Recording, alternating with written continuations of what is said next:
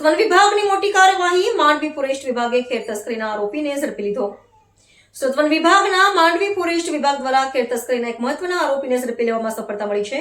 માંડવી દક્ષિણ રેન્જ હેઠળ નોંધાયેલ ગુનાના ખેર તસ્કરીના ગુનામાં લાંબા સમયથી નાસતા ભાગતા આરોપીને પકડી વન ગુનાખારી કર અંકુશ લાવવાની દિશામાં કાર્યવાહી કરવામાં આવી છે। ખેર તસ્કરીના ગુનાઓને નેસ્તનાબૂદ કરવા માટે સુરત વનવંતૃતના વન સંરક્ષક નૈયર સાહેબ, સુરત વન રક્ષક વિભાગના નાયબ વન સંરક્ષક ધીરજકુમાર સાહેબ તથા મદદનીશ વન સંરક્ષક રીતેશ આર જાદવ સાહેબના માર્ગદર્શન હેઠળ ક્રાઇમ રિવ્યુ બેઠક યોજાઈ હતી। બેઠક દરમિયાન સંગઠિત વન ગુનાઓમાં સંડોવાયેલા નાસ્તા ફરતા આરોપીઓને ઝડપી પાડવા માટે સ્પષ્ટ સૂચનાઓ આપવામાં આવી હતી। આ દરમિયાન ખાનગી બાતમી મળી હતી કે સદર ગુનામાં ફરાર આરોપી અબ્બાસ ખાન હાફિઝ ખાન હાલ ભીલડ ખાતે પોતાના ઘરે હાજર છે। મળેલી માહિતીના આધારે વન વિભાગની ટીમે આરોપીની રેકી હાથ ધરી હતી।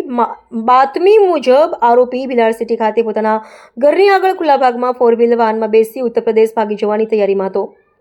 તે સમયે વન વિભાગના સ્ટાફ દ્વારા તારીખ 19/1/2026ના રોજ બપોરે અંદાજે 15:10 કલાકે તેના ઘર પાસે અબ્બાસ ખાન હાફિઝ ખાનને ઝડપી લેવામાં આવ્યો હતો।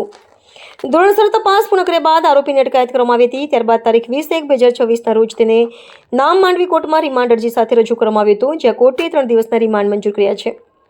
આ સમગ્ર પ્રશંસનીય કામગીરી સુરત વન વિભાગના તમામ અધિકારીઓ અને કર્મચારીઓ દ્વારા સંયુક્ત રીતે સફળતાપૂર્વક પાર પાડવામાં આવી હતી।